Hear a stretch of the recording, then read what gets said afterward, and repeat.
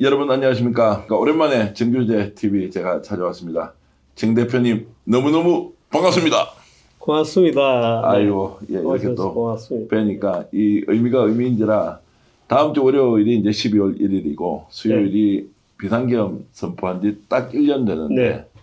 대한민국이 지금 정상적으로 잘 가고 있는 것인지 또 우리가 혹시 잘못 본 건 아닌지 구체적인 좀 사례를 가지고 얘기를 좀 오늘 집중적으로 좀 해보려고 합니다. 또 지난 그러시죠. 비상계엄 이전에 일어났던 또 의대 정원 문제도 2,000명 이게 지금 예. 뭔가 감사원에 감사를 해보니까 희한한 내용들이 이제 나와서 네. 뭐 이런 네. 부분도 좀 짚어보겠는데요. 지난 1년 동안 이제 비상계엄 대한민국이 정상으로는 돌아왔다. 그러나 원래 정규재 대표님이 기대하는 만큼 잘 가고 있느냐, 순항하고 있느냐 이 부분 어떻게 보십니까?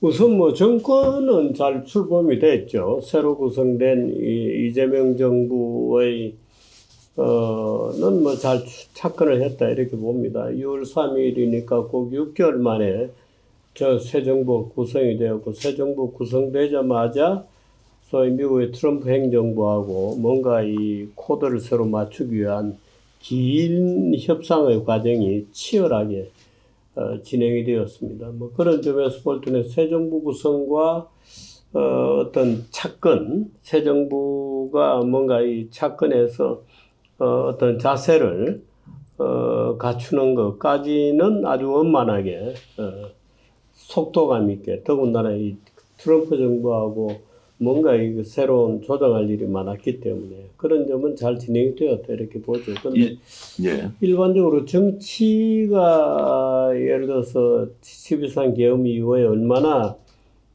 소위 말하자면 쿠데타적 상황이 극복이 잘 되고 말하자면 뭐 맑고 건전한 어떤 새로운 사회 기풍으로 잘 나아가고 있느냐는 측면에서 볼 때는 여러 가지 문제가 있는 것 같습니다. 별로 못 벗어나고 있다 이렇게. 가장 큰 게 이제 내란 세력과 단절하고 국힘이 정상정당으로 되돌아와야 하는데 네. 국민들은 어쨌든 이재명 정부를 출범시키면서 내란의 종식을 마음으로는 다 선언을 했는데 국힘은 거기에 부합하지 못한 게 가장 큰 것 아니냐는 생각이 듭니다. 국힘도 부합하고 있지 못하고 또 법적 절차도 제대로 진행이 안 되고 있습니다. 네. 예를 들어서 추경호 원내대표의 여러 가지 이 내란 과정에서 국회가 비상계엄의 해제를 요구하는 표결에 방해를 했다고 하는 혐의는 12월 3일 밤에 있었던 일입니다. 그 12월 3일 밤에 있어났던 일이 지금 해결이 되는데 말하자면 제대로 구속이 되고 말하자면 영장이 청구되고 하는 게 1년이 지난 지금 진행되고 있어요. 그동안 뭐 했는 얘기가 당연히 나오죠.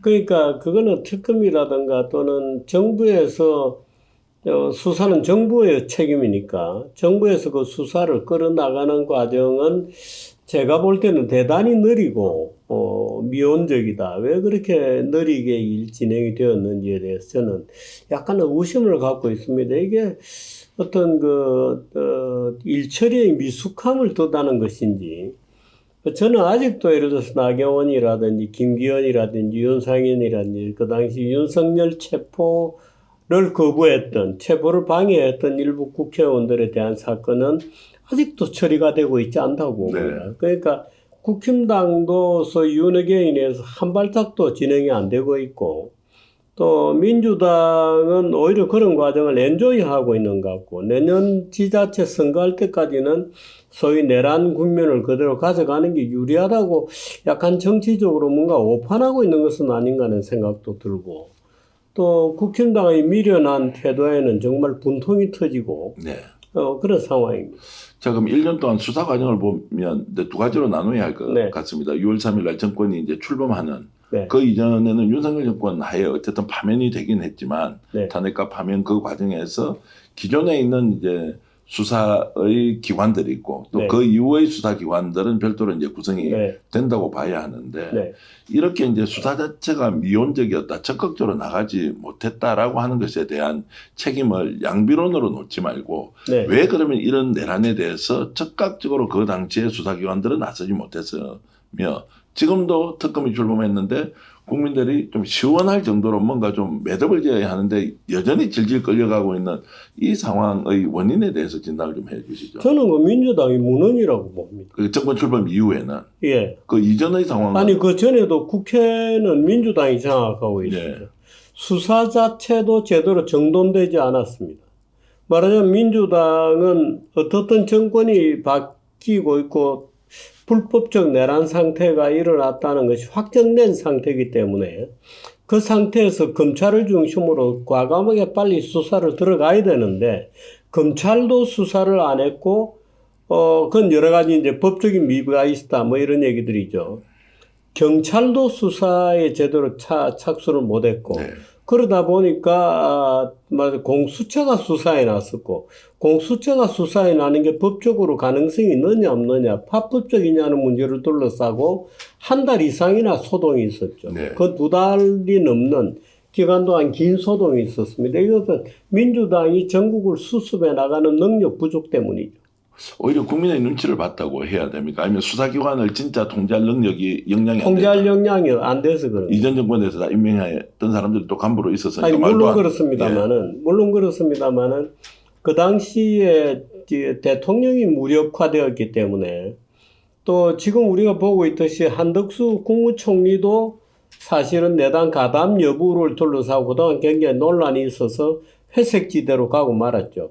그렇게 되면 어떻든 경찰이든 검찰이든 말하자면 국회에서 어떤 방향을 잘 타줘야 되는데 도대체 전국을 또는 수사를 내란 사태 극복을 누가 책임지고 있는지도 모르고 국회에서는 큰 소리만 나오고 정치적 갈등만 정복되었을 뿐이지 그 상황을 누가 장악해서 일정표를 만들고 수사기관의 법적 책임이 있는 기구를 만들어내는 그다음 어떻든 현실적으로는 국회밖에 그걸 결단할 기구가 없죠.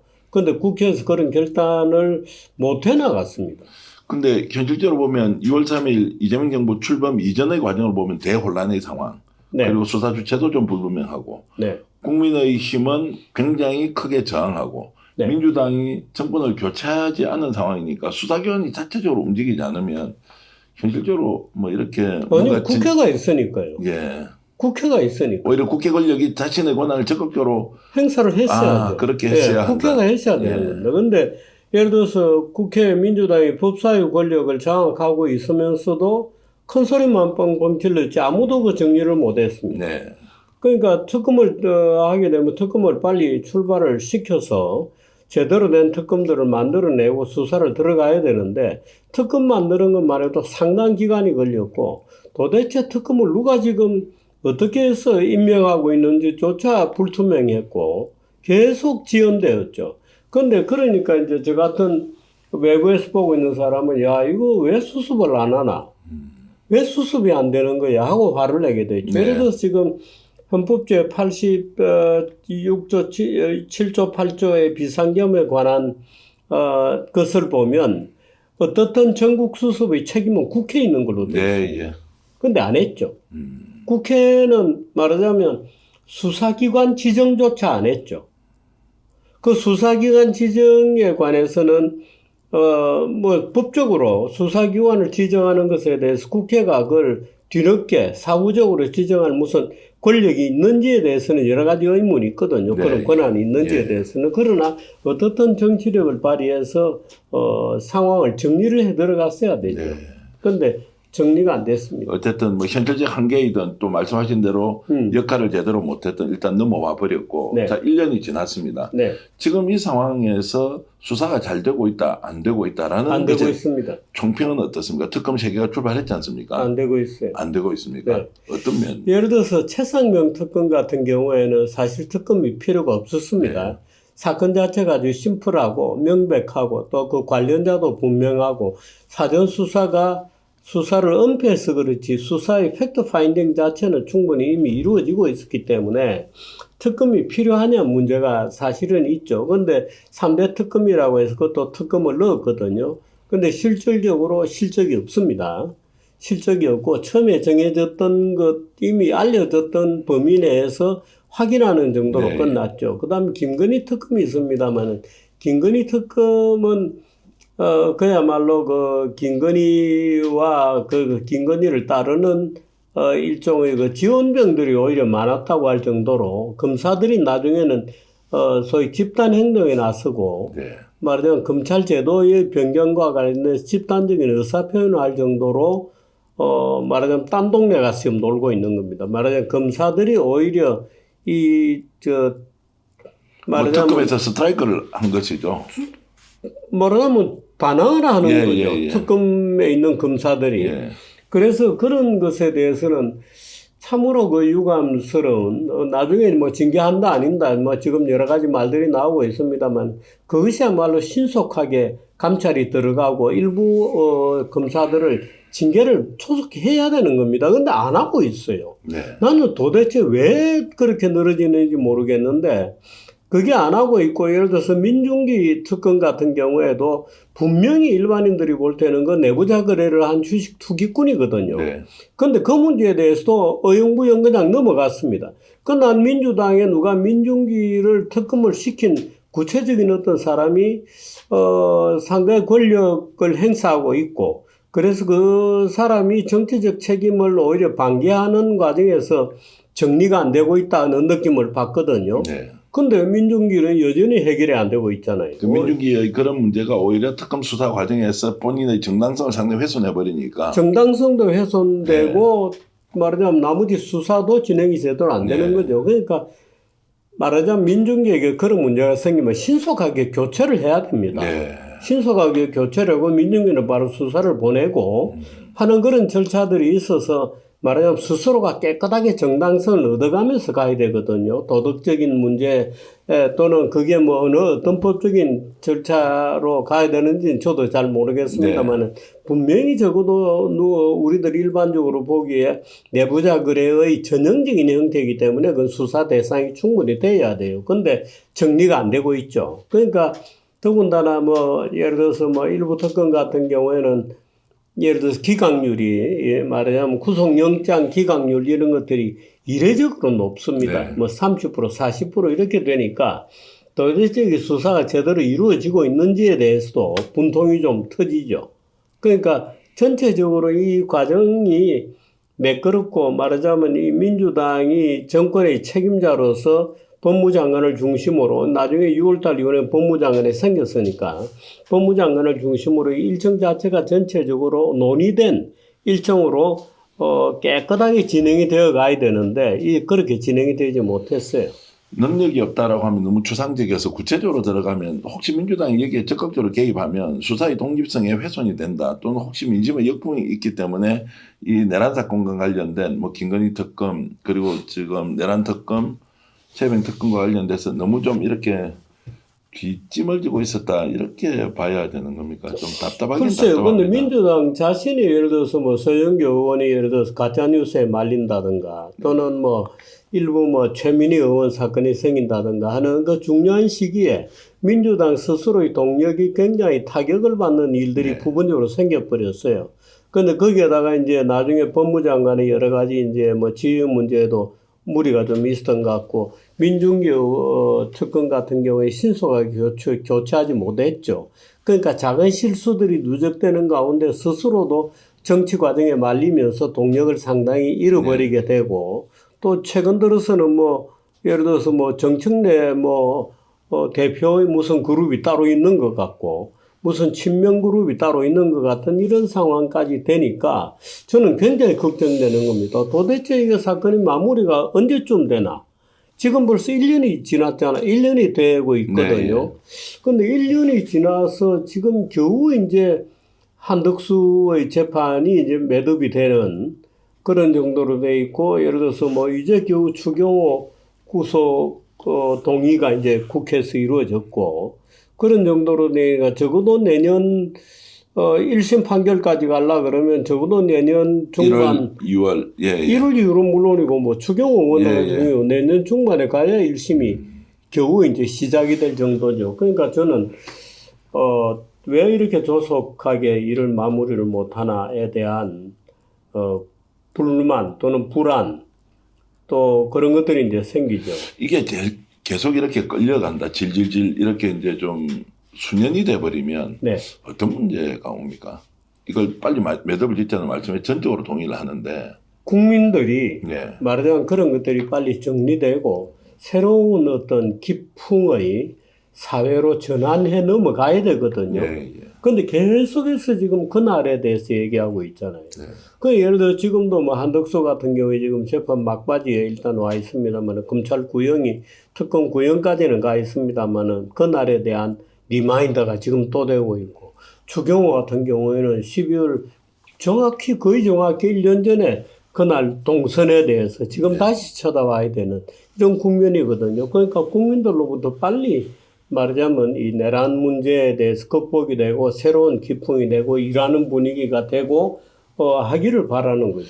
혹시라도 이제 이재명 정부에서 이 문제를 빨리 매듭짓고 가자라고 방향을 세워서 이것이 시스템적으로 돌아가게 강제하지 않습니까? 네. 야 봐라 이게 수사 독립성 이제 사법부의 독립 침해하면서 정치적 목적을 위해서 오히려 과도하게 개입한다라고 하면서 역풍 또는 이걸 프레임으로 만들어서 국힘 공격이 뻔하거든요. 예를 들어서 아닙니다. 예를 들어서 지금 사법 독립과 관련된 복잡한 문제들이 있죠. 조희대 대법원장 문제라든가 이런 건 별도의 문제입니다. 그건 수사 문제하고는 약간 다른 문제죠. 물론 이재명 대통령에 대한 그 공세적 판결이 있었고 굉장히 위험한 어떤 사법부의 횡포가 있었기 때문에 대선 개입까지 그런 문제는 대선 개입이라는 다른 문제가 있습니다만은 사법 독립 문제는 적어도 내란 문제를 처리하는 것과는 독립적으로 갈 수 있는 문제거든요. 그런데 사법 독립 문제까지 여기다 얽어 놨기 때문에 이 지금 내란 수사가 진행되는 중에 사법부 독립, 사법부 개혁 문제까지 여기에 뭐 여러 가지 주제가 얽혀 있어서 사법부를 어떻게 개혁하느냐고 하는 정말 중차대한 엄청나게 큰 문제까지 여기 지금 얹어놨거든요. 그래서 제가 볼 때는 이 민주당의 특히 이 국회 쪽에서 일을 제대로 시간표를 가지고 일정표를 가지고 스케줄을 만들어서 정밀하게 진행을 못 시켰다. 그저 문제가 터지는 대로 막 정폭시켜서 그 문제를 어떤 국회의 문제로 곧바로 인식하고 태클을 해가는 건 좋은데 너무 엄벙덤벙대면서 전체 줄거리를 선우라든가 질수를 잡아서 깐깐하게 일처리를 해나가는 그런 어떤 그걸 놓친 것 아닌가. 그건 국회의 책임이죠. 지금이라도 강력한 의지를 가지고 오히려 강제해야 한다. 일정을 정해놓고 빨리빨리 사법부도 정리, 수사기관도 정리해야 한다고 보시는 거네요. 지금이라도 법무부하고 또는 당대표하고 법무장관하고 당대표 또 당의 핵심들이 만나서 일정표를 짜야죠. 좀 질서정연하게 좀 간다는 느낌이 있어야 됩니다. 일반 국민들에게. 그래야 거기서 신뢰가 생기는 거거든요. 아까 말씀하셨던 것 중에 혹시 이게 그럼 정치적으로 유불리를 따져서 내년 지방선거에 이거 뭐 크게 나쁘지 않다. 그러면서 좀 방치하는 측면도 있다고 이렇게 보시면 저는 그렇게 느낍니다. 근데 그렇게 해서는 안 된다고. 뭐 당연히 뭐 그런 것이고요. 선거는 예를 들어서 선거 이슈를 가지고 붙는 게 맞다. 그래서 충분히 지금 예를 들어서 신정부가 트럼프와의 무역 문제를 아주 깨끗하게 클리어하게 해결했기 때문에 충분히 예를 들어서 그런 정책적인 문제를 가지고 또 AI 산업화라고 하는 국정의 아젠다를 제시해 놓고 있기 때문에 그런 문제 가지고 충분히 선거를 치를 수 있거든요. 그러므로 이 문제는 이 문제를 깨끗하게 매듭을 지어주는 게 중요한데 정부 민주당에서는 혹시나 이 지선까지 이 문제를 좀 내란이라고 하는 것을 끌고 가서 내란 극복이라는 것을 슬로건으로 걸어가지고 선거를 치른다는 잘못된 계산을 하고 있는 것은 아닌가 하는 우려.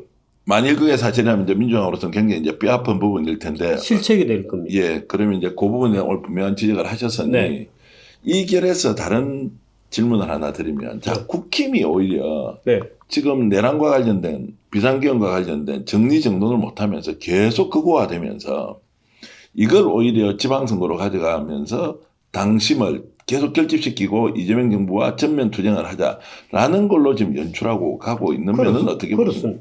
이 사람들이 더 지방선거로 끌고 가고 싶어 한다고. 아니, 국힘으로 그럴 수밖에 없죠. 그게 이익이 됩니까? 국힘은 야당이니까. 우리나라는 야당에는 상당한 자유가 있습니다. 그 민주당이 그 잊으면 안 돼요. 민주당은 그 사실을 잊으면 안 됩니다. 민주당은 야당으로서의 이 사이콜로지라든가 또는 태도를 굉장히 강하게 지금도 갖고 있어요. 뭐 DNA가 그렇다는 얘기죠. DNA가 그렇기 때문에 그런데 이 국힘당으로 볼 때는 저는 이 어떤 지금 얘기한 대로 야당의 프리미엄 때문에 그런 그 극단적인 어떤 개헌 쿠데타가 만들어낸 갈등 구조를 인위적으로 끌고 가기 위해서라고 저는 보지는 않습니다. 그런데 만일 그렇다고 하더라도 그것은 이해되는 측면이 있다는 것인데 사실은 정신 나간 짓이죠. 국힘당이 그 내란 구조를 극복하지 못하면 이건 뭐 정당으로서는 미래가 없는 거죠. 그러니까 정당은 뭐 지금 죽으려고 하는 과정이나 똑같죠. 뭐 단결도 못하고 그렇다고 뭐 윤의개인 하자고도 할 수 없는 어중간한 상태에서 그냥 끌려가고 있다. 뭐 이렇게 제가 볼 때는 단결하는 방법도 모르고 비전이 없기 때문에 그렇다고 봅니다. 무능한 상태이기 때문에. 민주당이 무능과 좀 다른 느낌으로. 다른 느낌으로 민주당은 지금 복잡하게 터져 나오는 말하자면 야당 체질 때문에 터뜨리는 건 잘해요. 터뜨리는 건 잘하는데 그거를 예를 들어서 조용히 방에 앉아서 전문가들을 모아놓고 매듭을 지어 나가는 걸 지금 못하고 있는 거예요. 그걸 전문용어로 질서 있는 정리라고 하는데 그런 부분에서 이제 충분하게 영향을 발휘하는 것과 국힘당 같은 경우는 당이 어디로 가야 되는지에 대한 비전조차 지금 못 가지고 있는 거죠. 그러니까 그저 덤벙덤벙대고 지금 와서 대구에 가서 뭘 집회를 해서 어쩌자는 겁니까? 자, 그러면 내년 지방선거는 기본적으로 내란 종식과 관련된 것이 이슈가 됐을 경우에 실제로 이재명 정부 또는 이재명 정부 1년 만에 치르는 전국 단위 선거에서 민주당이 더 유리할 것이냐 불리할 것이냐라는 것을 현실적으로 진단하면 어떻습니까?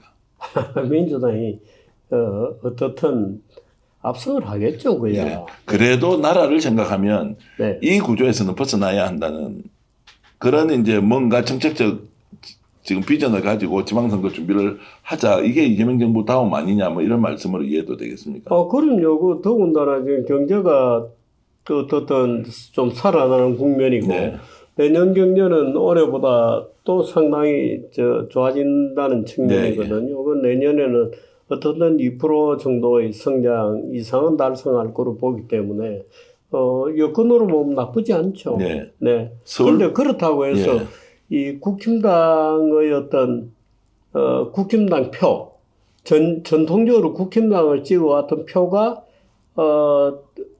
눈에 띄게 뭐 줄어든다거나 이런 현상은 없을 거로 봅니다.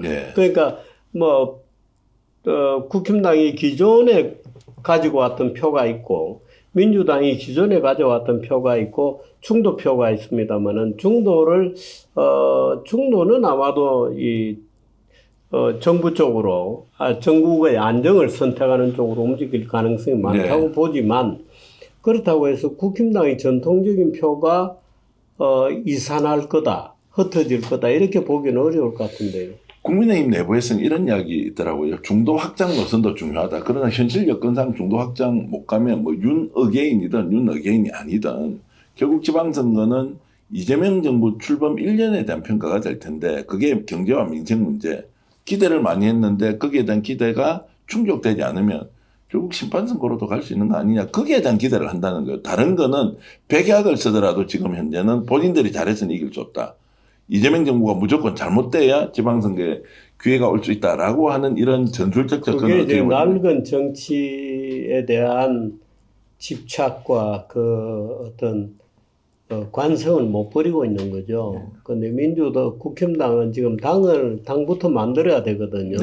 당부터 만들어야 되는데 안 만들고 있죠. 그러니까 국힘당은 금판사당, 고위관료 오비당에다가 그 소수 과두 지배 체제입니다. 그러니까 엄밀한 의미로 민주적 정당이라고 볼 수 없죠. 그런 시스템을 지금도 가지고 있는 겁니다. 그러니까 야밤에 새벽 4시에 한덕수라는 새로운 대통령 후보를 내세우는 일종의 그 정당으로 보면 정당 쿠데타죠. 정당 쿠데타를 하는 그 버릇을 아직도 못 버리고 있고 아직도 밑으로부터의 어떤 의사결정이라고 하는 정당의 기본적인 풀뿌리 정당으로서의 성격을 자기 아이덴티티를 못 가지고 있는 네. 정당입니다. 그러니까 그 정당이기 때문에 상상력도 없고 우리가 어떤 비전을 가지고 하느냐, 정치를 해 나갈 거냐에 대한 대책도 없으므로 뭐 그저 민주당이 실수해 주기를 바랄 뿐이고 민주당의 반사적 이익을 가져가려고 어떻든 판을 깨는 행동을 하고 있죠. 계속 그렇게 가는 것 같아요. 그렇죠. 네. 그래서 뭐 전략이 그밖에 없잖아요. 예. 판을 깨야죠. 나경원 의원 개인적으로 좀 아십니까? 뭐 들어 한 번씩 본 적이 있죠. 예, 어떻습니까? 과거의 나경원, 지금 현재 나경원 의원, 장동혁 대표보다 더 위에 있대요. 당에서 실권을 가진 거는. 그런 이야기 많이 들었습니다, 제가. 글쎄요, 그 나경원 의원은 근데 저는 나경원 의원은 지금 수사 대상이 되어야 한다 이렇게 봅니다만은 지금 뭐 바로 들고 다녔던 소위 그 패스트트랙 문제가 아니고 소위 나경원 의원, 김기현 의원 또 뭐 윤상현 등 몇 소수의 의원들은 소위 그 윤석열 체포방해 사건에 대한 책임을 져야 됩니다. 네. 근데 아직까지 저는 민주당이 그래도 뭐 오랫동안 정치판에서 같이 굴러왔던 같은 국회의원이기 때문에 봐주는 건가 하는 느낌을 좀 받죠. 네. 네. 아무래도 보수 수사 안 받고 있잖아요. 보수 논객으로 보면 민주당도 잘못한 거 지적하시고 또 국힘도 지적하지만 네. 나경원 의원 같은 경우에는 지금 뭐 영향력이나 요즘 하고 있는 뭐 당내 중요한 뭡니까 이제 후보 선출 과정에서 70% 뭐 룰을 바꾼다는 이런 굉장히 적극적으로 이렇게 하고 있지 않습니까? 있는데 글쎄 저는 그 나경원 의원이 지금 와서 상당한 발언권을 가지고 있는 것 자체가 저 정당이 말하자면 저 인물의 교체, 새로운 인물의 유입, 소위 그 정치 엘리트의 충원이라고 하는 정당 고유의 기능을 행사를 못하고 있기 때문에 그렇다고 생각합니다. 네. 국힘당은 늘 과도지배 체제였거든요. 네. 그래서 윤핵관이 와해되면서 지금 그 과도체 체제를 나경원 등이 받고 있는 거 아닌가 하는 생각을 하고 있습니다. 네. 나경원 등은 소위 이 윤핵관이 가졌던 그 권력을 지배하고 있는 과도지배 체제의 멤버는 아니었거든요. 그런데 지금 그 과도지배 체제 새로운 과도의 어떤 시스템을 만들고 있고 그 새로운 과도 체제가 들어서는데 나경원도 그 중에 일부가 아닌가 하는 생각을 저는 하고 있습니다. 네. 굉장히 좀 박하게 평가하셔서 질문을 다른 걸로 좀 바꾸고 계십니다. 추경호 전 원내대표가 이제 영장실질 심사를 곧 받게 되지 않습니까? 네. 구속이 만약 된다. 또는 불구속 상태에서 기소가 된다. 근데 그 이제 혐의 내용 중에서 한덕수 당시 국무총리와 전화 통화를 했던 7분의 내용이 뭐냐는 것을 일종의 히든 카드로 지금 특검에서 가지고 있는 모양입니다. 자, 그래서 이제 아예 표결에 참여하지 않고 바깥에서 그냥 우왕좌왕하는 척하면서 결국에는 이제 내란 과정에서 뭔가 동조를 했다라는 것인데, 자 이렇게 해서 구속영장이 발부되거나 기소가 됐을 경우에 정당 해산으로 가야 한다. 위헌정당 해산 신청 이 부분을 어떻게 지금 우리가 이해를 하고 또 바라봐야 하는지에 대한 의견을 저는 그게 법률적으로는 가능성이 50% 이상이라고 봅니다. 구속에 대한 거 말씀입니까? 아니면 위헌정당에 대한 저 자신도 굉장히 그 문제를 지적을 많이 하고 이미 너희들은 위헌정당이다는 얘기를 많이 하고 있습니다만 만일에 그것이 현 정부가 그 위헌정당 청구는 정부가 하게 돼 있거든요. 맞습니다. 그런데 위헌정당 심판을 정부가 청구하게 될 경우에 아마 상당히 그 정치적인 부담이 역풍으로 몰려올 가능성이 있죠. 미운하고나 국힘당은 유서 깊은 말하자면 보수 정당으로서 아직도 대체 정당이 아직도 없습니다. 이제 그런 상황이기 때문에 만일에 그런 정당이 어떤 형태로 위헌정당 심판대에 오르게 될 경우에 또 그것이 지방선거하고 맞물리게 될 경우라면 지방선거가 지나야 되겠죠. 지방선거 전에 하는 것은 워낙 큰 혼란이 올 것이니까 이런 생각. 그렇습니다. 그런데 어떤 형태건 역풍이 올 거라고 봐야 됩니다. 그러면 어떻게 합니까? 아까 우리가 이제 질서 있는 정리라는 것이 되고 어쨌든 역사적 매듭을 지어서 넘어가야 되는데 그러면 통건 통합의 뭔가 행동으로 이것을 인정해주고 뭐 몇몇 사람은 사법처리 받는 걸로 가든지 아니면 네. 위헌 정당에 해당되는지 아닌지는 OX로 어쨌든 한번 묻기는 물어야 될 텐데. 원내대표의 탈법적인 예를 들어서 쿠데타의 가담이라고 해서 네. 그것이 정당 전체의 비민주성을 입증하는 것이라고 증명하기에는 네. 아마 굉장한 논쟁이 있을 겁니다. 예를 들면 당대표, 예를 들어 대통령이 불법적 쿠데타를 하게 되고, 예를 들어서 당이 조직적으로, 예를 들어서 오히려 윤석열을 만들어내는 과정에서의 여러 가지 선거 조작이라든가, 또는 신천지의 무슨 기능이라든가, 또는 통일교 집단의 선거에 관여라든가, 그래서 윤석열 대통령을 후보로 만들어낼 때 중대한 어떤 흠결이 있는데도 불구하고 조작적 결과에 의해서 후보가 바뀌게 되었다든가 네. 하는 정도 또는 그런 것들이 계속되어서 한덕수가 말하자면 김문수 대표를 제끼고 단일 후보로 말하자면 법적 과정을 불법적인 단일화의 어떤 후보 교체 과정이라든가 하는 것을 묶어서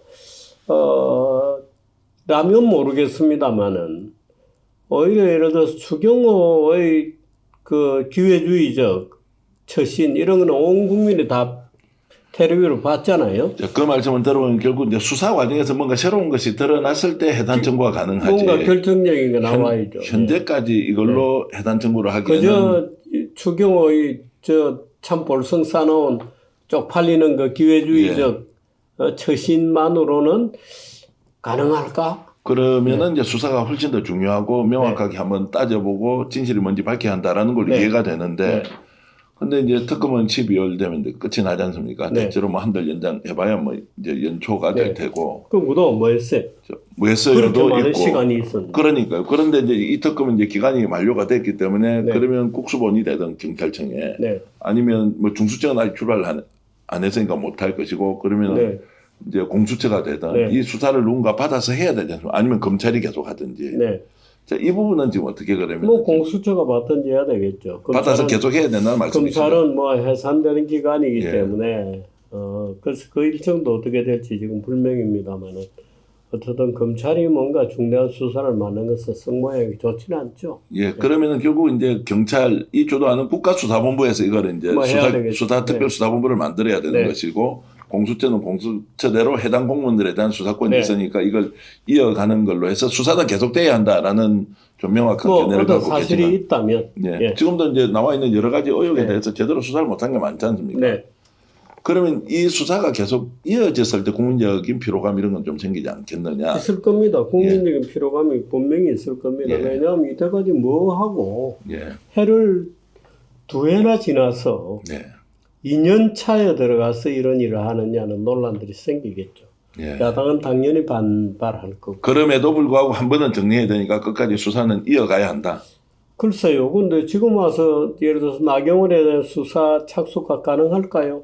그러니까요. 근데 그래서 이걸 이제 정치적으로. 저는 왜 안 했는지 모르겠어요. 제가 그 얘기를 떠들은 지도 벌써 1년이 다 돼가는 것 같은데. 참 그래서 이제 이 문제도 어떻게 좀 우리가 결론 낼 일은 아니지만 정부가 되든 아니면은 이제 수사당국이 되든 이 문제에 대해서는 좀 깊이 있게 논의를 해서 정리정돈이 필요하다는 생각이 드는데 오늘 제가 이제 대표님 뵈러 오면서 꼭 여쭤보고 싶었던 게 있습니다.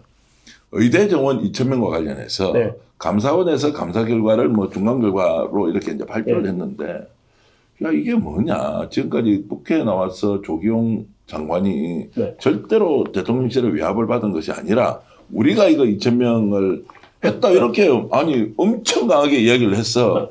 설마 그래 뭐 대통령실에서 했다고 의심을 하고 있지만 저렇게 강하게 이야기하는 거 보면 아 뭐 그랬나? 뭐 이렇게 했는데 알고 보니까 최초에 뭐 500명부터 출발했다가 1,000명까지 가서 뭐 그런데 결국 갑자기 2,000명으로 오다가 떨어졌다는 거예요. 자 감사원 감사 결과에 대해서 지금 나온 이 중간 내용은 믿으면 되겠습니까? 저는 그렇게 생각하고 있었어요. 그동안에도. 그렇습니까? 저거 윤석열이 2,000명을 질르지 않았으면 누가 질렀겠나? 누가 그러면 윤석열한테 주입을 했습니까? 김건희입니까?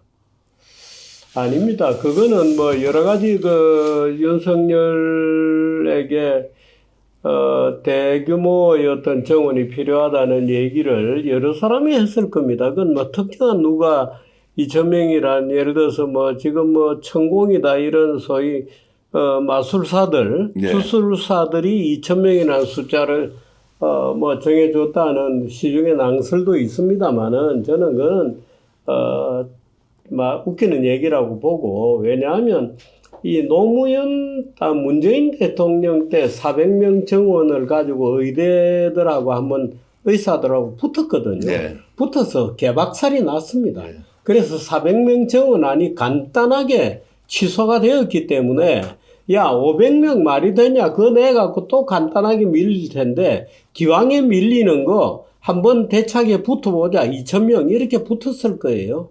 저는 그렇게 보십니까? 예, 저는 뭐 처음부터 그랬을 거라고 봅니다. 오히려 주술적 요소가 개입됐다라기보다는 어쨌든 세게 가자라고 윤석열이 전부 뭐, 생각했다. 예, 그게 윤석열이 성격에 맞죠. 예. 저는 윤석열이 어떻게 그렇게 결정하게 되었는지에 대해서 굉장히 자연스럽게 느끼거든요. 예. 그 윤석열의 성격입니다. 그러면 밤에 뭐 부부간에 야 몇 명이 좋겠어 뭐 500명 정도도 어려울 것 같은데 1,000명 아니 할 것 같은 건 2,000명을 치워 뭐 이렇게 진짜 밀어붙였다는 것은 정책 결정권자가 이것이 어떤 사회적 반발이 올지 예상을 하면서도 이렇게 밀어붙여서 똑같은 반발이 올 거라고 본 거죠. 예. 500명을 해도 똑같은 반발이 온다. 그러니까 화끈하게 차라리 원칙적으로 필요한 인원이 정확히 계산이 나오거든요. 네. 지금 예를 들어서 성형외과, 피부과로 빠져나간 의료를 하지 않는 의사가 10,000명 이상입니다. 네. 15,000명 정도 된다고 저는 봅니다. 정확한 계산은 없습니다. 그런데 대략적으로 볼 때 제가 볼 때는 라프리 계산해 보면 한 15,000명 정도 된다고 보는데 그러면 2,000명을 5년 동안은 정원을 해야죠. 네. 그럼 10,000명이잖아요. 그 계산이 빨리 나오죠. 네. 그러면 이제 그 과정에서 정책적 실패가 뭐 확연히 드러났고 제가 이제 좀 여쭈고 싶은 게 초과 사망에 대한 숫자 통계 좀 들어보셨죠? 네. 그러니까 응급실의 여러 체계가 완전히 붕괴되면서 네. 적어도 1년에 5,000명 이상은 초과 사망이 나왔다라는 네. 것에 대해서 이제 비판적으로 이야기하는 분들이 굉장히 많은데 이런 정책적 실패에 대해서 아무한테도 책임을 물을 수가 없습니까? 어떻습니까? 이런 부분은. 묻지 않아야 글쎄요, 됩니까? 그거는 뭐 여러 가지 정치적 책임을 지겠습니다만은 저는 의사들도 책임을 져야 된다고 봅니다. 네. 네. 정부는 뭐 당연히 예를 들어서 담당 들 사이에 책임을 져야 되겠습니다만은 의사들이 워낙 그 문재인 때도 이 400명 정원하는 안을 가지고도 단박에 그걸 무산시킬 정도로 그 폭발적인 반발을 한 거거든요. 네, 예. 그러니까 정부가 손을 쓸 수 없을 정도로 의사들이 준비된 파업을 한 겁니다. 네. 그러니까 의사들도 책임을 져야죠. 네. 정부 책임도 있지만 저는 의사 단체들도 형사적 책임을 져야 된다고 저는 생각합니다. 의외로 이제 대표님께서는 이제 2,000명 정원과 관련된 것은 윤석열의 그냥 적자적인 판단과 실행 그리고 반발이 나와서 의료체계가 붕괴됐는데 결국 정책적 실패로 귀결됐는데 네. 거기에는 의사들도 책임을 져야 한다라는 네, 책임을 말씀을 져야 제가 돼요. 정리를 좀 하고요. 예를 들어서 2,000명 안이 나오자마자 바로 의사들이 비대위를 구성했거든요. 네, 준비하고 있었죠. 네, 의사들은 벌써 문재인 대통령 때도 한번 간단하게 400명을 무산시켰던 승리의 경험이 있기 때문에 윤석열이 또 몇 명 정원을 들고 나왔을 때 순식간에 비대위 체제로 전환해서 그걸 무산시키는 투쟁을 전개를 했죠. 거기에 대한 책임을 지워야죠. 잘 알겠습니다. 이 주제도 조금 다뤄보고 싶은데요. 지금 제가 의사 네. 얘기를 하는 것은 네. 우리나라에 두 개의 카르텔이 존재합니다. 가장 막강한 두 개의 카르텔. 그 의사 카르텔이고 또 하나가 법조 카르텔이고. 그렇죠. 법조 카르텔은 우리들이 지금 많이 구경을 했죠, 이번에. 근데 의사 카르텔도 마찬가지입니다. 구체적으로 좀 얘기해 주시죠. 어느 정도로 심각하기 때문에 이 카르텔을 어떻게 깨면 됩니까? 글쎄요. 지금 뭐 우리나라 물론 그 정책은 의사들에게 불리한 정책들이고도 많았습니다. 예를 들어서 한방과 양방의 갈등에 대해서 대부분의 경우에는 한방 손을 들어줬거든요. 의사들과 약사들의 투쟁에 대해서도 대부분의 경우에는 약사들이 손을 많이 들어줬습니다. 네. 근데 의사들이 이제 그런 경험이 있기 때문에 놀랍게도 단결해 있죠. 네. 그래서 모든 의료개혁들은 간단하게 거부하고 합니다. 예를 들어서 원격 진료라든가 또는 뭐 여러 가지 뭐 닥터 나우라든가 이런 걸 모조리 불법화 간단하게 시키죠. 그래서 이 의료제도의 개혁이나 혁신은 단 한 발도 앞으로 못 나가고 있는 게 현실이죠. 근데 전 세계에서 대한민국 의사들만큼 신속하게 또 국민들을 치료하고 그리고 여러 가지 처방을 동시에 내릴 수 있는 것도 우리나라밖에 없다. 그 약간 환상일 수 있습니다. 예를 치과 같은 진료를 이렇게 싸게 하는 것은 전 세계에서 대한민국밖에 없다. 네. 명장수술 비용이 우리나라처럼 싼 데는 또 전 그거는 세계에서 저는 없다. 의사들 때문이라고 생각하지 않습니다. 그렇습니까? 네. 그건 의료 제도라든가 여러 가지 다른 그 시스템들이 같이 가는 거지. 네. 의사들이 손기술이 좋기 때문에 택도 없는 소리다. 그 말씀 하시니까 저도 한 말씀 보태면요. 대한민국 의료 수준이 이렇게 높아진 것은 네. 사실 따지고 보면 과학기술 문명이라는 거예요. 좋은 장비나 제도가 좋은 장비가 있으면 가장 먼저 들어와서 나라에서 먼저 실험을 하고 이걸 빨리 장비 문제도 있고 예를 들어서 의료 시스템 자체가 네. 가고 있는 거지. 예를 들어서 지난번에 어떤 의사가 저하고 저하고 뭐 토론하는 중에 우리나라처럼 예를 들어서 대장 내시경을 손 안 떨리고 잘하는 의사들이 없다 그래서 제가 그만큼 과잉 진료하고 있는 거다고 얘기했어요. 그 과잉 진료의 결과죠. 그런 것은. 그리고 예를 들어서 암 치료율이 높은 것은 그것도 과잉 진료입니다. 예. 엄청나게 과잉 진료를 하고 의료비를 소모시키고 있기 때문에 예. 초기에 발견들을 많이 하죠. 예. 네. 초기 그러니까 발견이 의사들이 무슨 치료를 잘한다. 근데 대표님은 저나 기자 출신인데 법조계에 대해서 우리가 이렇게 이제 비판하고 의료계에 대해서도 이렇게 비판하면 우리가 설 자리가 언론계도 사실 카르텔의 중심에 좀 있지 않습니까? 글쎄 언론들은 무능의 암묵적 카르텔이 있을 뿐이지 저는 무슨 부패가 있고 그렇죠. 예. 의사 언론들은 말하자면 특히나 인터넷 언론 이런 데로 오면 소위 기업체 홍보와 결합된 부패 구조가 있을 뿐이죠. 그런 부패 구조들은 어느 순간에 없어질 수도 있다고 저는 봅니다. 알겠습니다. 저희들은 어디서 광고도 준다는데 받지도 않습니다. 혹시 필요하면 광고 제가 이 말씀 좀 한번 드려보겠습니다. 의료 카르텔 얘기하셨으니까 저는 이제 대한민국에서 아직도 구조적으로 부패하고 또 구조적으로 책임자가 매우 떨어지는 집단이 어디겠느냐라고 생각을 해보니까 네. 사실 의료계 맞죠. 여전히 지금은 뭔가 제약회사 또 무슨 의료계죠. 지금 성분명 처방을 둘러싸고 저렇게 싸우는 거 보세요. 그래서 세금 문제 이렇게 나오면 국민으로서 돈 많이 벌면 세금도 많이 내야 되는데 그게 가장 이렇게 많이 비켜서 있는 데가 또 의료계인 것 같더라고요. 아니 의료계는 기본적으로 의사들이 저렇게 대차게 간단하게 정부의 방침을 일축할 수 있는 이유도 말하자면 의사들의 그 기대 수익 자체가 굉장히 높습니다. 그러니까 지방에서 웬만한 의료시설에서 3억 준다, 4억 준다, 5억 준다가 안 가는 거예요. 서울에서 강남에 가서 개업 잘하면 한 달에 버는 돈들인데 그게. 그러니까 변호사들이 매우 섭섭하다는 거예요. 전에는 의사보다 사법고시한 변호사가 네. 더 낫다 이렇게 했는데 지금은 변호사들은 정말로 그렇습니다. 배를 네. 굶고 있는데 이런 이야기도 여러 번 나오는데 어찌됐든 지금 좋은 자리에 있는 사람은 좋은 역할을 하면서 돈 많이 버는 건 좋은데 대한민국이 아니 그게 예를 들어 사법개혁 같은 경우에도 예를 들어서 의사들도 여러 가지 이제 다른 처방하는 방법이 있습니다만 사법개혁 같은 경우에도 예를 들어서 로펌들이 카르텔의 어떤 진원지가 된다고 얘기할 게 아니고 변호사들에게 독점되어 있는 로비 같은 것을 양성화해 줘야 됩니다. 그렇게 되어야 사법개혁이 제대로 되는 거고 예를 들어서 정관여우들이 줄어들 수 있는 거고 그런 것이지 지금 예를 들어서 조희대 대법원장만 조진다고 사법개혁이 되는 것은 아니죠. 저도 한 말씀 보태면 그렇게 해서 변호사는 좀 더 예를 들어서 로비법 같은 걸 만들어서 좀 더 활동을 폭넓게 할 수 있도록 보장을 해주고 법무사들 보지 않습니까? 그분들이 간단한 소송할 수 있는 거 아닙니까? 물론이죠. 그러면 소송의 내용도 좀 조정을 해가지고 나눠서 좀 저비용으로 소송을 할 수 있고 소송이 또 단계도 좀 줄이고 이렇게 지금은 판사들이 재판 가면요 변호사 데리고 오라 그럽니다. 그러니까요. 근데 그게 바뀌어야 되죠. 네. 그 예를 들어서 우리가 지금 경찰의 수사권이 일어나러 넘어가잖아요. 네. 경찰로. 예. 그럼 예를 들어서 우리 사법 탐정제도, 예. 말하자면 사설 형사제도를 만들면 어떨까요? 아, 좋네요. 굉장히 좋죠. 예. 그러니까 경찰에 수사의 독점권을 주게 되면 네. 말하자면 경쟁자를 붙여야 됩니다. 네. 그러니까 베테랑 경찰들이 나와서 베테랑 형사들이 나와서 말하자면 수사에서 경쟁할 수 있도록 시스템을 만들어주는 것도 굉장히 중요하죠. 그러니까 이런 것들이 이제 우리가 사법이나 경찰제도, 수사제도, 국가의 사법제도에 대한 개편에도 이런 것들이 다 들어가 있거든요.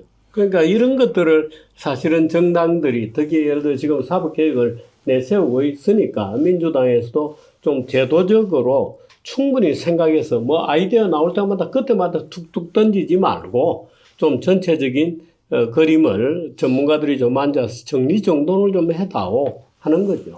근데 국가개혁위원회 이런 거 한번 만들면요. 국가개혁위원회 네. 같은 거 만들면 정규 대표님이 딱 국가개혁위원장이 한번 되어서 아니 정말로 고질적으로 우리 사회에 너무 이렇게 과도한 임무를 아니 그래도 거기에 이제 여러 이제 쉽게 하면 이제 정치적 색깔은 좀 다양한 분들이 들어와서 한국 사회에서 이것은 바꿔야 한다라고 하는 기득권 구조에 대한 해소 그리고 개선 이제 손해 본 사람 새로운 기회를 좀 만들어주고 네.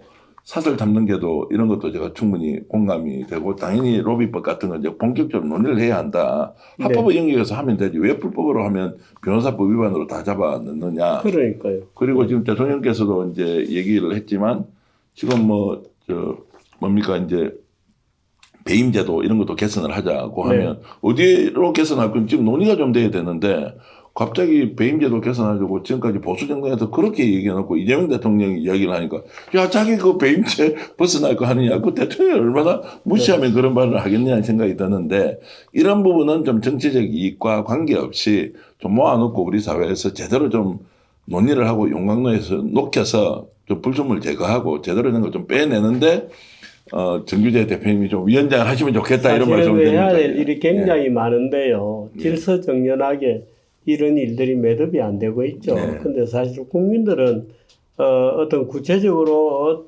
어떤 제도가 있을 때 구체적으로 무엇이 어떻게 달라질지에 대한 걸 잘 못 느낄 겁니다. 근데 그런 것들을 느낄 수 있게 해주는 몇 가지 대목들도 있고 그렇거든요. 근데 예를 들어서 우리 한덕수 얘기를 할 때도 우리가 그런 얘기를 합니다만 한덕수라고 하는 뭐 저는 개인적으로 그분에게 전혀 유감이 없습니다만은 이 한덕수라고 하는 고도로 어떤 관료를 그냥 기회주의적 관료 시스템을 우리가 정말 느끼게 해주는 그런 인물이거든요. 그런데 그런 인물도 보면 이 관료 예를 들어 김앤장 같은데 김앤장과 장관 자리 사이를 계속 스위치해 가면서 들락날락하죠. 제주가 더 좋더라고요. 제주가 좋은 게 아니고 그 제도의 허점이 있는 거죠. 김앤장도 원하고 우리 사회에서는 그 로비스트로 가는 거니까 로비스트로 가는 거거든요. 그렇게 그러니까 예를 들어서 우리 사회에 계획할 게 예를 들어서 의사만 병원을 차리게 하는 거, 약사만 약국을 차리게 하는 거, 뭐 이런 것들도 다 고쳐져야 될 것들이죠. 누군가가 자본가가 들어가서 의사들을 고용해서 좋은 병원을 할 수도 있는 거고, 그러니까 여러 가지 제도적 그 변화의 가능성들이 있습니다. 그렇게 되어야 소위 새로운 일거리도 많이 생기고 할 텐데 너무 지금 우리는 기존의 길드 제도처럼 말하자면 산업화 경쟁이 생기기 전에 길드 제도처럼 말하자면 의사만 병원을 할 수 있고 약사만 약국을 할 수 있고 이런 식으로 다 섹터별로 잘라놓고 있죠. 그러니까 카르텔이 생기게 되고 자유 경쟁은 줄어들고 그렇게 되죠. 그런 내용을 보통 이야기를 하면 실제로 이제 제도권 안에서는 굉장히 귀담아 듣고 한번 개혁해 봅시다라고 나올 것 같은데 그게 별로 안 그렇습니다. 의외로 쉽지 않은 모양이에요. 네, 별로 안 그렇습니다. 이해 당사자들이 다 중요한 정책을 결정하는 위치에 다 있기 때문에 다 두려워하죠. 예를 들어서 산자부, 산업부 이런 데 밑에는 산하단체가 거의 1000개 정도 되거든요. 그러니까 공무원들은 공무원 정년퇴직하고 나면 3회전 정도 합니다. 산하단체로 다니면서. 3회전 같으면 3, 3은 9, 10년이죠. 얼마나 좋은 문제로 옥답이 있습니까? 그러니까, 개혁하기 싫죠. 철밥통으로 네, 좋은 개혁하기 자리에 싫죠. 그러니까 카르텔이 딱 만들어지는 거예요. 이재명 대통령 집권 기간 동안 그런 데까지 좀 쳐다볼 수는 있겠습니까? 저것도 개혁을 해야 되지 않습니까? 근데 이재명 대통령께서 너무 모든 일에 열심히 했어요. 네. 그게 사실은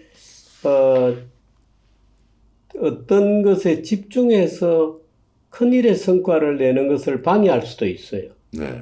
그러니까 모든 일에 열심히 하다 보면 말하자면 어떤 집중적으로 밀어야 조금 성취되는 일들에서는 뒤로 밀리게 되죠.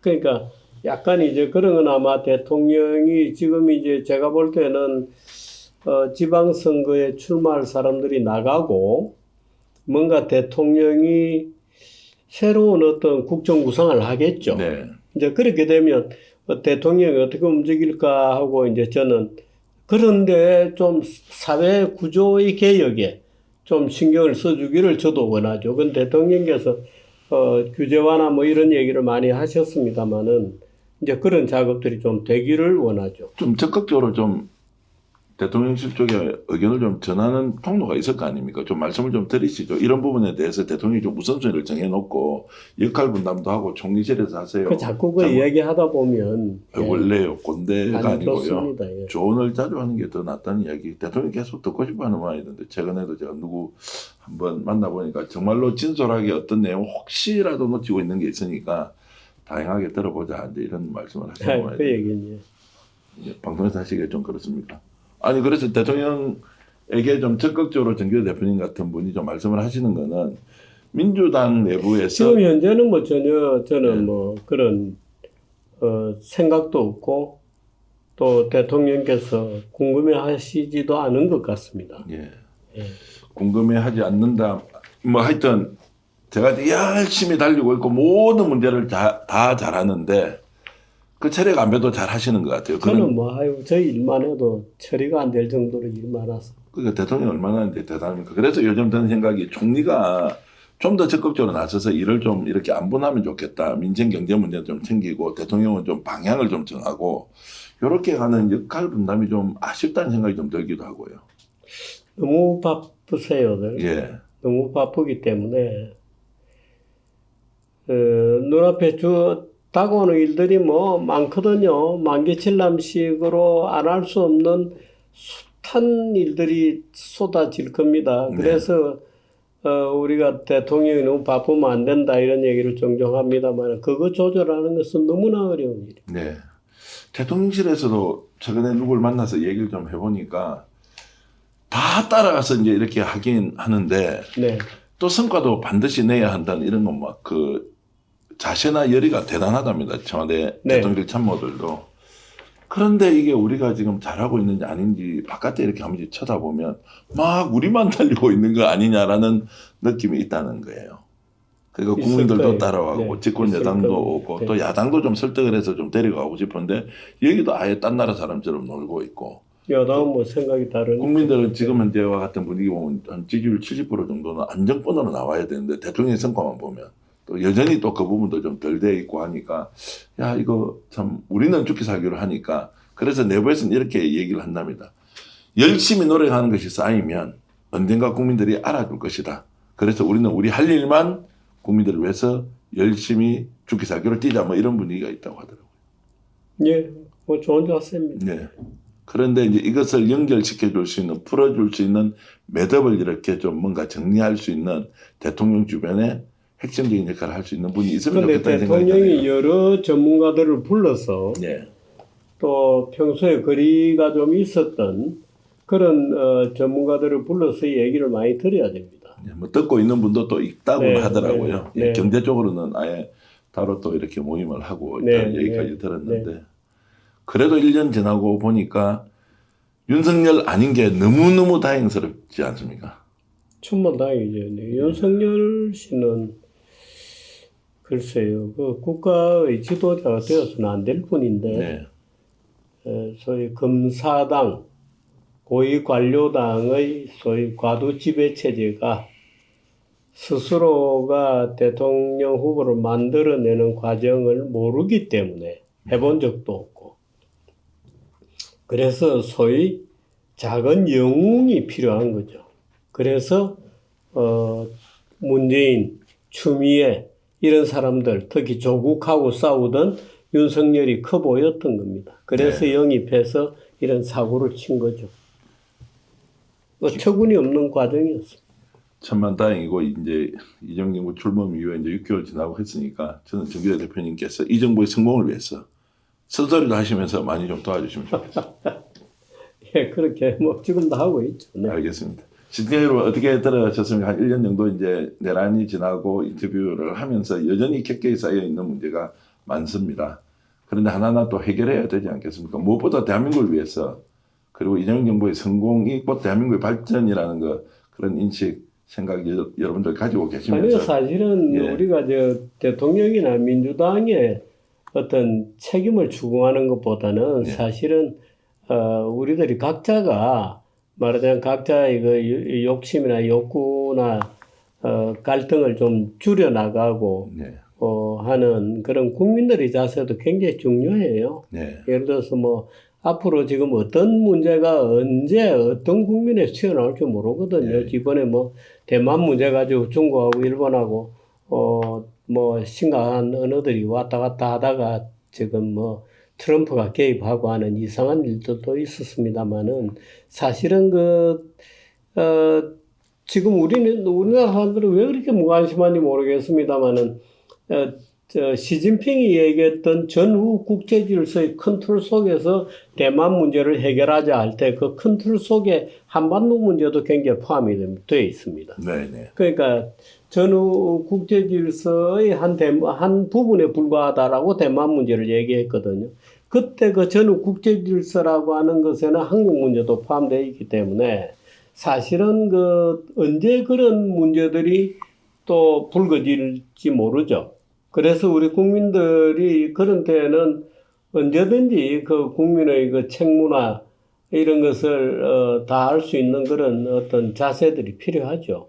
근데 그런 것에 대해서는 지금 그 정치에서 그 문제를 환기시켜 주는 것도 아니고 네. 아무것도 없죠. 그러니까 뭐 정치는 정치대로 바빠서 오로지 이제 사법 그 속된 표현으로 조기대 문제 막 거기에 이제 골머리를 싸고 있고 무슨 추경은 어떻게 되나 이런 식이기 때문에 뭐 그런 좀 색다른 문제에 대해서는 누구도 신경 쓸 여유가 없는 거죠.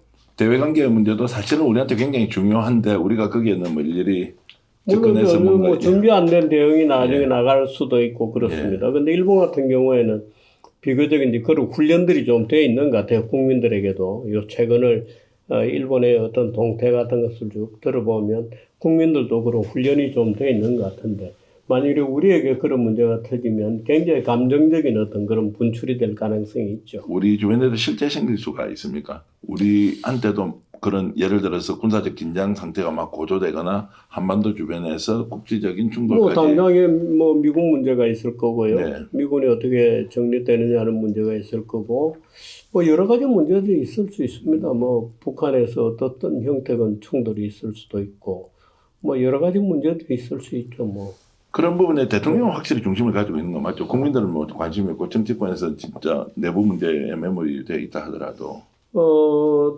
그렇습니다. 뭐 또 대통령 옆에 이번에 대미관계 관리하는 거 보면은 비교적 관리를 잘 했거든요. 네. 미국이 말할 수 없는 수모를 안겨주고 했습니다만은 그래도 많은 인내심을 가지고 원칙대로 쭉 정리해 나가는 모습을 보여줬죠. 네. 굉장히 그런 대미관계를 어떤 대통령이 인내심을 가지고 처리해 준 것은 또 이 상업적 합리성이라고 하는 개념을 꺼내서 그 문제를 비교적 잘 처리해 준 것에 대해서는 국민들이 그래도 우리 대통령의 어떤 에 대한 신뢰의 원천이 됐죠. 네. 네. 마지막 질문 이것만 드리겠습니다. 이재명 대통령 출범 이후에 네. 초창기에 제가 질문을 드렸을 때 가장 잘한 건 무엇이냐라고 하니까 일단 나라를 안정화시켰다라는 걸로 네. 표현을 하신 적이 있습니다. 네. 6개월 정도 이렇게 이제 국정운영을 해놓은 이제 2025년 연말의 상황에서 이재명 대통령 어떤 부분이 가장 또 보입니까? 대미교섭 제일 잘했죠. 대미교섭은 역사적으로도 성과를 낸 것이다. 네. 아마 일본이 겉으로 말은 안 하지만 네. 굉장히 놀랐을 겁니다. 네. 네. 어떻게 일본은 얼렁뚱땅으로 넘어갔거든요. 네. 근데 대미교섭은 제가 볼 때는 100점 이상의 성적을 줄 수 네. 있습니다. 100점 이상이다. 네, 100점 이상. 앞으로도 이런 이제 큰 문제, 국내에서 막 이렇게 갈등이 격화되어 있는 이런 이슈 말고는 이재명 대통령이 훨씬 독립적으로 잘할 수 있다. 잘했습니다. 네. 특히 대미교섭은 대통령이 인내심을 가지고 네. 기다리고 또 그 부하들이 열심히 자기 몫을 다해서 뛰고 뭐 언론들과 환경은 뭐 엉망이었습니다. 네. 사실은 대미교섭의 어떤 토대 환경은 뭐 이번에 뭐 최악이었거든요. 근데 어떻든 그러나 잘 정리가 됐죠. 네. 2025년 이재명 정부 출범 이후 이재명 대통령이 가장 잘한 것 하나로 꼽으라고 하면 아마 국민들도 대미 협상에서 네, 성공적 마무리를 했다. 잘했습니다. 예. 알겠습니다. 키워드를 잘 냈고. 예. 네. 그 키워드가 바로 주도하는 것이 아니라 페이스메이커 하겠다라는 이제 이런 것들도 아니 굉장히 페이스메이커보다 예. 경제 상업적 합리성이라는 예. 단어입니다. 상업적 합리성. 네, 상업적 합리성이라는 개념을 가지고 네. 전체 틀을 다시 짰죠. 네. 네, 아주 그는 뭐 대통령이 만일에 그 상업적 합리성이라는 말을 누가 대통령에 그 건의한 사람이 있다면 대통령 그 사람에게 밥을 한번 사줘야 될 것 같습니다. 알겠습니다. 저도 오늘부터 상업적 합리성에 기초해서 감정에 의존하지 않고 네. 또 지나치게 당이론에 집착하지 않는 네. 상업적 합리성을 정규재 대표님과 함께 저희들이 가져가고 있습니다. 여러분들도 고맙습니다. 상업적 합리성 꼭 기억하셔서 경제활동에 직접 적용해 보시길 바라겠고요. 오늘 이렇게 방송 함께 해주셔서 진심으로 감사의 말씀드리고 스픽스몰에서 판매하는 몇 가지 제품들이 있는데요. 이렇게 저희들이 화면으로 띄워드리니까요. 필요하신 분들 꼭 구매해 주시면 저희들에게 도움된다. 이런 말씀드리고 다음에 또 여러분들이 원하실 때 정규 대표님 또 뵙도록 하겠습니다. 여러분 고맙습니다. 함께 인사드리겠습니다. 네, 고맙습니다. 네.